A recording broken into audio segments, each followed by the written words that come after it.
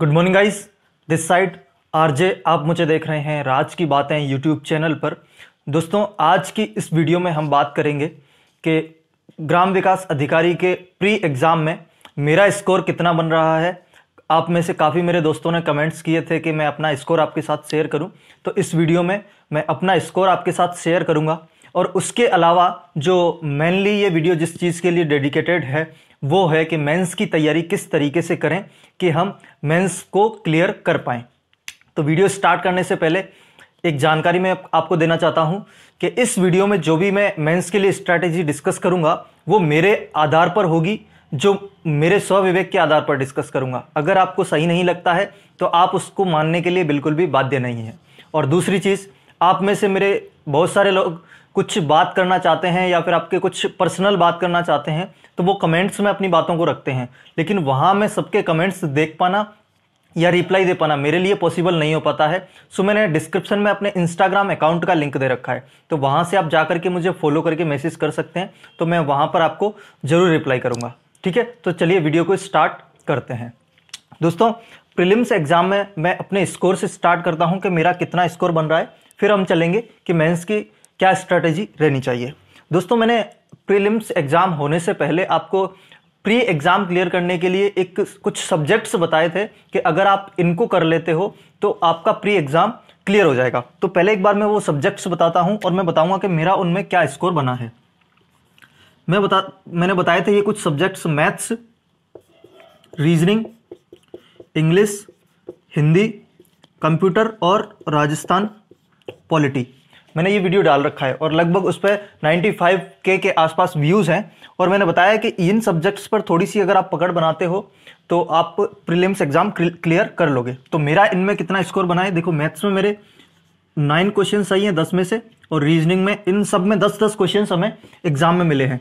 तो रीजनिंग में मेरे 8 क्वेश्चन सही हैं, और इंग्लिश में 9 क्वेश्चन सही हैं, हिंदी में 8 क्वेश्चन सही हैं, कंप्यूटर में और राजस्थान पॉलिटी में थोड़ा परफॉर्मेंस डाउन रहा है तो 5-5 क्वेश्चन सही है। अब ये टोटल मेरा स्कोर बनता है इन 6 सब्जेक्ट्स का 18, और ये टोटल 44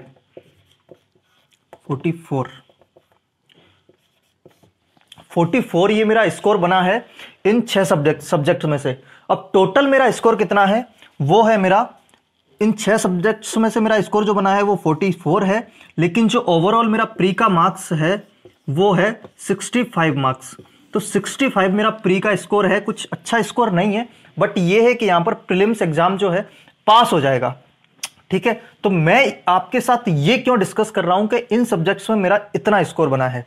देखो, जब मैंने प्री एग्जाम के लिए स्ट्रैटेजी डिस्कस करी थी तब मैंने आपको बताया था कि इन सब्जेक्ट्स को अगर आप पढ़ते हो तो यहां पर आप एक अच्छा स्कोर कर सकते हो। ये स्कोरिंग सब्जेक्ट्स होते हैं, तो उसमें ये नहीं है कि सबके लिए यही सब्जेक्ट्स सूटेबल होते हैं। मैं आपको बताना ये चाह रहा हूं कि हर किसी स्टूडेंट का, हर किसी कैंडिडेट का अपना एक स्ट्रेंथ एरिया होता है। एक स्ट्रेंथ एरिया होता है, कोई सब्जेक्ट्स होते हैं जहां पर हर कैंडिडेट की कहीं ना कहीं एक अच्छी पकड़ होती है। जैसे ये सब्जेक्ट्स मैंने बताए हैं, तो मुझे इन सब्जेक्ट्स में लगता है कि मैं एक अच्छा स्कोर कर सकता हूं, जैसे मैथ्स, इंग्लिश, हिंदी या रीजनिंग। तो इन सब्जेक्ट्स में मुझे लगता है कि मैं एक अच्छा स्कोर कर सकता हूं।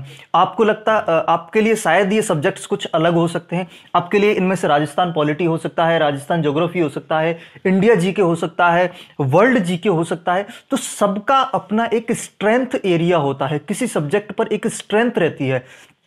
तो मैं आपको यहां पर ये नहीं बताने वाला कि आपको ये सब्जेक्ट्स पढ़ने हैं, क्योंकि हो सकता है मुझे रीजनिंग अच्छी लगती है, आपको राजस्थान ज्योग्राफी अच्छी लगती है, मुझे इंग्लिश अच्छी लगती है, आपको वर्ल्ड जीके अच्छी लगती है। तो सबका अपना एक एरिया होता है जहां पर हम अच्छा स्कोर कर सकते हैं। लेकिन दिक्कत हमारे साथ क्या है कि जैसे किसी कैंडिडेट का राजस्थान ज्योग्राफी में थोड़ा सा पकड़ है, अगर राजस्थान ज्योग्राफी में पकड़ है तो वो क्या करता है कि इसको थोड़ा टाइम कम देना स्टार्ट कर देते हैं कि ये तो चीज़ हमें आती है, अब हमें जो चीज़ नहीं आती है, हिस्ट्री कम आती है, तो हम हिस्ट्री को ज़्यादा टाइम दें। लेकिन मेरा मानना ऐसा नहीं है कि ये करना चाहिए। ये स्ट्रैटेजी थोड़ी सी गलत साबित हो सकती है। मैंने पिछली वीडियो में भी आपको ये बताया था, जब मैंने प्री एग्जाम के लिए स्ट्रैटेजी डिस्कस करी थी, कि जिन सब्जेक्ट्स पर आपकी अच्छी पकड़ है जिन सब्जेक्ट्स में आपको लगता है कि ये सब्जेक्ट मुझे अच्छी तरीके से आते हैं, आपको उन्हीं सब्जेक्ट्स पर ज़्यादा से ज़्यादा ध्यान देना है। अगर आपको लगता है कि आपकी राजस्थान ज्योग्राफी अच्छी है तो आपको ज़्यादा से ज़्यादा टाइम यहीं देना है, क्योंकि ये सब्जेक्ट अगर आपको अच्छा आता है तो अगर यहाँ से आपको एग्जाम में, मेंस एग्जाम में 10 क्वेश्चन मिलते हैं तो कहीं ना कहीं पेपर के लेवल पर डिपेंड करता है, लेकिन फिर भी आपकी कम से कम 8 से 9 क्वेश्चन सही करने की जो रणनीति, वो टारगेट होना चाहिए। फिर ऐसा नहीं कि हमें ये तो आता ही है, हम इसको छोड़ देते हैं, टाइम कम देते हैं, फिर पता चला एग्जाम में कि 10 में से 5 या 6 क्वेश्चन सही हो रहे हैं, तो फिर वो गलत हो सकता है, क्योंकि इस सब्जेक्ट पर आपकी पकड़ थी, इसी में मार्क्स बना नहीं, और दूसरे सब्जेक्ट्स को आपकी पकड़ है नहीं तो वहां मार्क्स वैसे नहीं बनेगा। तो इसलिए आपने सबसे पहले ये डिसाइड करना है कि आपको कौन से सब्जेक्ट्स अच्छी तरीके से आते हैं। ठीक है, कहीं ना कहीं अगर आपकी राजस्थान जीके अच्छी है तो ऑब्वियसली आपके राजस्थान ज्योग्राफी अच्छा होगा, हिस्ट्री, पॉलिटी, और देखिए एक सब्जेक्ट जो सदाबहार सब्जेक्ट है राजस्थान कल्चर, हर एग्जाम में इसने अपना एक अच्छा वेटेज लिए हुए है। 10 से 12 क्वेश्चन, 15 क्वेश्चन इसके हमेशा आपको मिलेंगे। तो ऐसे सब्जेक्ट्स को आप थोड़ा सा लेकर के चलिए, और सबसे पहले ये डिसाइड करना है कि राजस्थान कल्चर, अगर आप पर आपकी राजस्थान कल्चर पर पकड़ है तो राजस्थान कल्चर को इतना मजबूत करिए कि अगर वहां पर 15 क्वेश्चन आते हैं एग्जाम में तो आप वहां पर इजीली 12 क्वेश्चन तक, 13 क्वेश्चन तक वहां से राइट कर पाए। तो जो आपकी स्ट्रेंथ है, जिन सब्जेक्ट्स में आपको लगता है कि ये मेरे को अच्छी तरीके से आते हैं, तो उन्हीं को और ज़्यादा बेटर बनाना है। और जो सब्जेक्ट्स आपको कम आते हैं, जैसे आपको हिंदी कम आता है, ठीक है, हिंदी में अभी आप प्रीलिम्स में 3-4 क्वेश्चन राइट करके आए हो, तो ऐसा नहीं कि इसको पढ़ना छोड़ देना है, लेकिन टाइम, इसको थोड़ा एवरेज टाइम दीजिए, इसको एवरेज टाइम दीजिए कि आप जो 3-4 क्वेश्चन आप राइट करके आए हो, इसको यहां तक तो एटलीस्ट मेंटेन कर सको और यहां से थोड़ा सा और आगे बढ़ सको, 5 क्वेश्चन 6 क्वेश्चन तक आप बढ़ सको। लेकिन जो आपकी स्ट्रेंथ है उसमें मार्क्स कम नहीं आना चाहिए। अगर आप कि मैथ्स फेवरेट है तो मैथ्स में फिर 5-6 क्वेश्चंस सही हो पाना 10 में से, ये बिल्कुल भी सहन करने लायक नहीं है। अगर आपकी इंडिया जी के अच्छा है, इंडियन ज्योग्राफी अच्छा है, अगर 10 क्वेश्चन आते हैं तो फिर आपका 8-9 क्वेश्चन कम से कम सही होना चाहिए। तो मेरा कहना इस वीडियो में यही है, आप समझ गए होंगे कि जो आपकी स्ट्रेंथ है उस पर ज़्यादा से ज़्यादा काम कीजिए, इधर उधर भागने की ज़रूरत नहीं है। और वैसे भी यार कुछ सब्जेक्ट्स पर अगर आप थोड़ी सी कम कमांड रखोगे ना, उनमें थोड़ा सा कम स्कोर करोगे तब भी चलेगा, क्योंकि बोर्ड आपसे 100% तो मांग नहीं रहा कि आप 100% लेकर के आइए तभी ना आपका सिलेक्शन होगा। अभी देखिए प्रीलिम्स एग्जाम में कैसा पेपर आया है, आप 60% तक कट ऑफ नहीं जा पा रही है, 60% तक कट ऑफ नहीं जा पा रही है, यानी कि आपका 40% अगर आप नहीं भी करते हो तब भी आपका सिलेक्शन हो रहा है। तो एग्जाम आपसे पूरे 100% तो मांग ही नहीं रहा है, तो आपने 60% या 70% के लिए जो आपकी स्ट्रेंथ है, जो आपको अच्छे लगते हैं सब्जेक्ट्स, उन्हीं पर पकड़ बना के चलिए ना। जो कमजोर है उनको 40% में जाने दीजिए, जाने दो। वो अगर वहां से मार्क्स हम नहीं गेन कर पाए तो क्या दिक्कत है, सिलेक्शन तो हमारा वैसे भी जो हमारी स्ट्रेंथ है वो दिलाई देगी। तो इसलिए इनको एवरेज टाइम देना है।